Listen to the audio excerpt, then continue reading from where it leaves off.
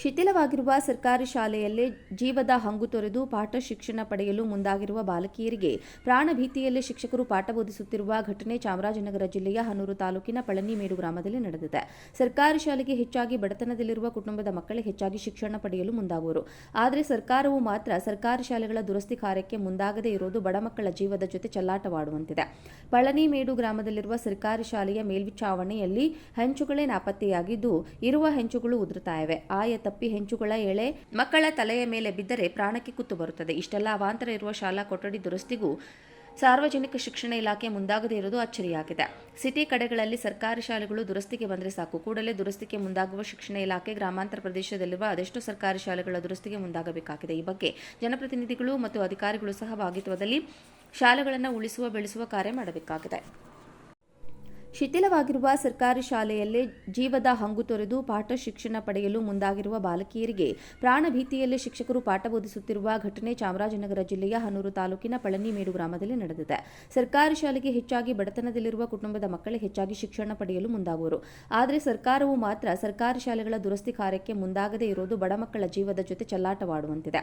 ಪಳನಿಮೇಡು ಗ್ರಾಮದಲ್ಲಿರುವ ಸರ್ಕಾರಿ ಶಾಲೆಯ ಮೇಲ್ಛಾವಣಿಯಲ್ಲಿ ಹೆಂಚುಗಳೇ ನಾಪತ್ತೆಯಾಗಿದ್ದು, ಇರುವ ಹೆಂಚುಗಳು ಉದುರುತ್ತಾ ಇವೆ. ತಪ್ಪಿ ಹೆಂಚುಗಳ ಎಳೆ ಮಕ್ಕಳ ತಲೆಯ ಮೇಲೆ ಬಿದ್ದರೆ ಪ್ರಾಣಕ್ಕೆ ಕುತ್ತು ಬರುತ್ತದೆ. ಇಷ್ಟೆಲ್ಲ ಅವಾಂತರ ಇರುವ ಶಾಲಾ ಕೊಠಡಿ ದುರಸ್ತಿಗೂ ಸಾರ್ವಜನಿಕ ಶಿಕ್ಷಣ ಇಲಾಖೆ ಮುಂದಾಗದೇ ಇರುವುದು ಅಚ್ಚರಿಯಾಗಿದೆ. ಸಿಟಿ ಕಡೆಗಳಲ್ಲಿ ಸರ್ಕಾರಿ ಶಾಲೆಗಳು ದುರಸ್ತಿಗೆ ಬಂದರೆ ಸಾಕು, ಕೂಡಲೇ ದುರಸ್ತಿಗೆ ಮುಂದಾಗುವ ಶಿಕ್ಷಣ ಇಲಾಖೆ ಗ್ರಾಮಾಂತರ ಪ್ರದೇಶದಲ್ಲಿರುವ ಅದೆಷ್ಟೋ ಸರ್ಕಾರಿ ಶಾಲೆಗಳ ದುರಸ್ತಿಗೆ ಮುಂದಾಗಬೇಕಾಗಿದೆ. ಈ ಬಗ್ಗೆ ಜನಪ್ರತಿನಿಧಿಗಳು ಮತ್ತು ಅಧಿಕಾರಿಗಳು ಸಹಭಾಗಿತ್ವದಲ್ಲಿ ಶಾಲೆಗಳನ್ನು ಉಳಿಸುವ ಬೆಳೆಸುವ ಕಾರ್ಯ ಮಾಡಬೇಕಾಗಿದೆ. ಶಿಥಿಲವಾಗಿರುವ ಸರ್ಕಾರಿ ಶಾಲೆಯಲ್ಲೇ ಜೀವದ ಹಂಗು ತೊರೆದು ಪಾಠ ಶಿಕ್ಷಣ ಪಡೆಯಲು ಮುಂದಾಗಿರುವ ಬಾಲಕಿಯರಿಗೆ ಪ್ರಾಣ ಭೀತಿಯಲ್ಲೇ ಶಿಕ್ಷಕರು ಪಾಠ ಬೋಧಿಸುತ್ತಿರುವ ಘಟನೆ ಚಾಮರಾಜನಗರ ಜಿಲ್ಲೆಯ ಹನೂರು ತಾಲೂಕಿನ ಪಳನಿಮೇಡು ಗ್ರಾಮದಲ್ಲಿ ನಡೆದಿದೆ. ಸರ್ಕಾರಿ ಶಾಲೆಗೆ ಹೆಚ್ಚಾಗಿ ಬಡತನದಲ್ಲಿರುವ ಕುಟುಂಬದ ಮಕ್ಕಳೇ ಹೆಚ್ಚಾಗಿ ಶಿಕ್ಷಣ ಪಡೆಯಲು ಮುಂದಾಗುವರು. ಆದರೆ ಸರ್ಕಾರವು ಮಾತ್ರ ಸರ್ಕಾರಿ ಶಾಲೆಗಳ ದುರಸ್ತಿ ಕಾರ್ಯಕ್ಕೆ ಮುಂದಾಗದೇ ಇರುವುದು ಬಡ ಮಕ್ಕಳ ಜೀವದ ಜೊತೆ ಚೆಲ್ಲಾಟವಾಡುವಂತಿದೆ. ಪಳನಿಮೇಡು ಗ್ರಾಮದಲ್ಲಿರುವ ಸರ್ಕಾರಿ ಶಾಲೆಯ ಮೇಲ್ಛಾವಣಿಯಲ್ಲಿ ಹೆಂಚುಗಳೇ ನಾಪತ್ತೆಯಾಗಿದ್ದು, ಇರುವ ಹೆಂಚುಗಳು ಉದುರುತ್ತಾ ಇವೆ. ತಪ್ಪಿ ಹೆಂಚುಗಳ ಎಳೆ ಮಕ್ಕಳ ತಲೆಯ ಮೇಲೆ ಬಿದ್ದರೆ ಪ್ರಾಣಕ್ಕೆ ಕುತ್ತು ಬರುತ್ತದೆ. ಇಷ್ಟೆಲ್ಲ ಅವಾಂತರ ಇರುವ ಶಾಲಾ ಕೊಠಡಿ ದುರಸ್ತಿಗೂ ಸಾರ್ವಜನಿಕ ಶಿಕ್ಷಣ ಇಲಾಖೆ ಮುಂದಾಗದೇ ಇರುವುದು ಅಚ್ಚರಿಯಾಗಿದೆ.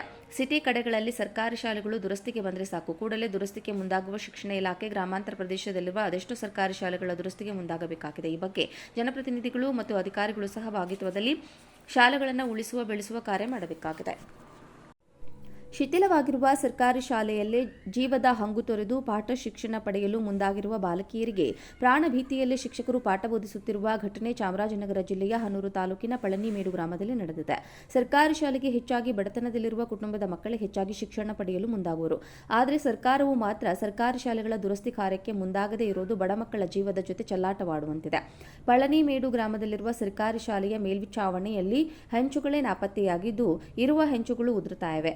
ತಪ್ಪಿ ಹೆಂಚುಗಳ ಎಳೆ ಮಕ್ಕಳ ತಲೆಯ ಮೇಲೆ ಬಿದ್ದರೆ ಪ್ರಾಣಕ್ಕೆ ಕುತ್ತು ಬರುತ್ತದೆ. ಇಷ್ಟೆಲ್ಲ ಅವಾಂತರ ಇರುವ ಶಾಲಾ ಕೊಠಡಿ ದುರಸ್ತಿಗೂ ಸಾರ್ವಜನಿಕ ಶಿಕ್ಷಣ ಇಲಾಖೆ ಮುಂದಾಗದೇ ಇರುವುದು ಅಚ್ಚರಿಯಾಗಿದೆ.